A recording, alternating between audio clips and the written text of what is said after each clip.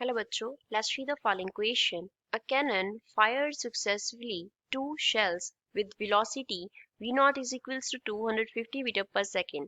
The first at the angle theta 1 is equals to 60 degree and the second at the angle theta 2 is equals to 45 degree to the horizontal. The azimuth being the same. Neglecting the air drag, find the time interval between firings leading to the collision of the shells. Question में हमें क्या दिया है, एक cannon है जिससे two shells को successively fire किया गया। दोनों का वेलोसिटी जो था इनिशियल दैट इज 250 मीटर पर सेकंड। फर्स्ट को फायर किया थीटा 1 एंगल पे दैट इज 60 डिग्री, सेकंड को फायर किया थीटा 2 एंगल पे दैट इज 45 डिग्री। अब हमें क्या दिया है कि दोनों को सेम पॉइंट से अगर हम फायर कर रहे हैं, एयर ड्रैग को नेग्लेक्ट कर दें, तो टाइम इंटरवल कितना होना चाहिए फायरिंग्स के बिटवीन सो दैट उनमें क्या हो जाए, कोलिजन हो जाए। So first of all we will talk about the key concept used in the question. इस क्वेश्चन में क्या की कॉन्सेप्ट हम यूज करेंगे। लेट अस से कि हम इस पॉइंट से क्या कर रहे हैं, शेल्स को फायर कर रहे हैं, तो उनका प्रोजेक्टाइल मोशन होगा इस तरीके से। अब यहाँ पे जो एंगल है दैट इज एंगल थीटा, जो एंगल होता है वो हमारे पास हॉरिजॉन्टल के साथ बन रहा है, ये वाला एंगल। उसका जो वेलोसिटी कंपोनेंट है, इनिशियल वेलोसिटी, ये हमें v नॉट दिया है, तो हॉरिजॉन्टल डायरेक्शन में क्या होगा, it will B v not cos theta and vertical direction में जो कंपोनेंट होगा that will B v not sine theta होगा। तो वर्टिकल एंड हॉरिजॉन्टल डायरेक्शन दोनों के लिए हम अलग अलग सॉल्व करेंगे। नेक्स्ट हम इसमें क्या यूज करेंगे, इक्वेशंस ऑफ मोशन अप्लाई करेंगे। इक्वेशन ऑफ मोशन हम इसमें यूज करेंगे। कौन सा इक्वेशन ऑफ मोशन यूज करेंगे, that is s is equals to ut plus half a t square. अब यहाँ पे s जो है वो डिनोट करता होता है डिस्टेंस कवर्ड को, कि कितना डिस्टेंस कवर हुआ। u जो है वो डिनोट करता है इनिशियल वेलोसिटी को, इनिशियल वेलोसिटी को डिनोट करता होता है। a जो है वो एक्सेलेरेशन को डिनोट करता है, ये इक्वल होगा माइनस g के, जब हम वर्टिकल डायरेक्शन की बात करेंगे। नेगेटिव साइन जो है वो हमारे पास शो कर रहा है कि जो एक्सेलेरेशन ड्यू टू ग्रेविटी है वो डाउनवर्ड डायरेक्शन में एक्ट करेगा। नाउ लेट अस से कि जो फर्स्ट शेल है हमारे पास, फर्स्ट शेल है वो t1 टाइम के लिए ट्रेवल किया कोलाइड करने से पहले, एंड जो हमारे पास सेकंड शेल है, जो सेकंड शेल है वो कोलाइड करने से पहले t2 टाइम के लिए ट्रेवल किया। अब जब इन दोनों का जो हॉरिजॉन्टल डिस्टेंस ये कवर करेंगे, हॉरिजॉन्टल एंड वर्टिकल डिस्टेंस जो कवर करेंगे, हॉरिजॉन्टल एंड वर्टिकल डिस्टेंसेस अगर इक्वल हो जाएंगे तब हम बोलेंगे कि इनका क्या हो जाएगा, कोलिजन हो जाएगा।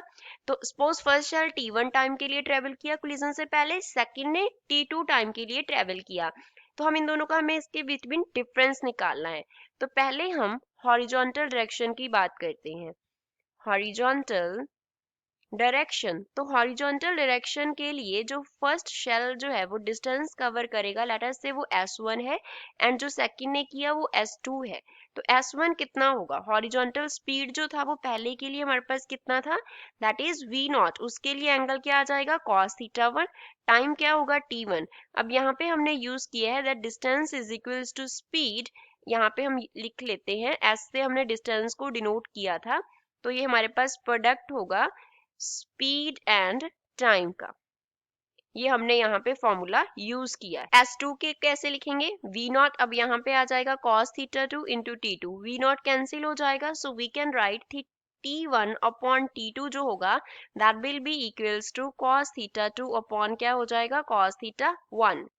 सो हमारे यहाँ से वैल्यू है t1 अपॉन t2 का, वो क्या बन जाएगा, अब थीटा 2 हमें दिया है 45 degree in the question, theta 2 का जो वैल्यू है वो 45 डिग्री है, एंड थीटा 1 जो है वो हमें कितना दिया है, 60 डिग्री दिया है, तो उसको फिल कर दिया। अब इनकी वैल्यूज फर्दर हम यूज कर लेंगे, so we can write t1 upon t2 is equals to cos 45 degree का वैल्यू क्या होता है, 1/√2, एंड cos 60 डिग्री का वैल्यू कितना होता है, 1/2, तो इनटू हमारे पास ये हमारे पास वैल्यू आ गया। यहाँ पे हमने यूज किया है cos 45 degree is equals to 1/2 and cos 60 degree is equals to 1/2. So from here we will get t1 is equals to क्या बन जाएगा, ये square root of 2 into t2 बन जाएगा। तो ये हमारे पास t1 का वैल्यू आ गया इन टर्म्स ऑफ t2। अब हम वर्टिकल डायरेक्शन की बात कर लेते हैं। तो वर्टिकल डायरेक्शन में वर्टिकल डायरेक्शन, वर्टिकल डायरेक्शन में हम क्या इक्वेशन यूज करेंगे?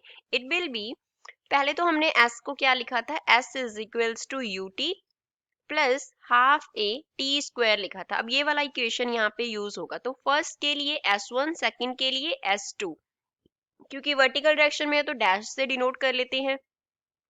वर्टिकल डायरेक्शन में इनिशियल स्पीड कितना था, v naught into sine theta, तो फर्स्ट के लिए v not sine theta 1 into t1 minus 1/2, a की जगह पे माइनस g फिल कर रहे हैं, तो t1 square is equals to क्या आ जाएगा, v not sine theta 2 into t2 minus 1/2 g into t2 का स्क्वायर हो जाएगा। तो यहाँ से हम क्या लिख लेंगे, we can write v not sine theta 1 into t1 plus यहाँ पे माइनस कर देते हैं किस टर्म को, minus v not sine theta 2 into t2 is equals to क्या हो जाएगा, 1/2 g into t1 square minus 1/2 g into t2 square हो जाएगा।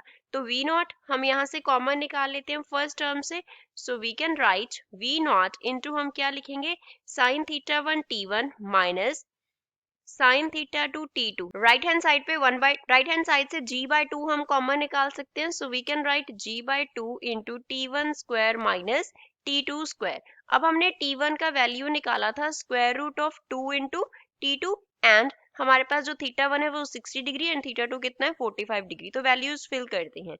v नॉट को हम फिल कर देते हैं 250, sine theta 1 that is sine 60 degree into t1 that is square root of t2 हो गया minus sine of 45 degree into क्या है t2 is equals to g का वैल्यू, g इक्वल होता है 9.8 मीटर पर सेकंड स्क्वायर के, तो यहाँ पे आ गया 9.8/2 इंटू t1 की जगह पे हम इसका वैल्यू फिल कर देते हैं, क्योंकि यहाँ पे t1 का स्क्वायर है तो सिंपली हम क्या लिखेंगे 2t2 square minus t2 square, 2 का स्क्वायर रूट स्क्वायर से कैंसिल हो गया, so this is equals to 250 sine 60 degree, we know that कितना होता है √3/2 इंटू हमारे पास क्या आ गया √2 into t2 minus sign 45 degree कितना होता है 1/√2 into t2 is equals to 9.8/2 4.9 देगा into 2t2 square minus t2 square, ये क्या बन गया t2 square, so left hand side पे क्या आ गया 250 इंटू √3 डॉट √2 है तो ये देगा हमें √6, लेट अस से हम 2 एलसीएम ले रहे हैं,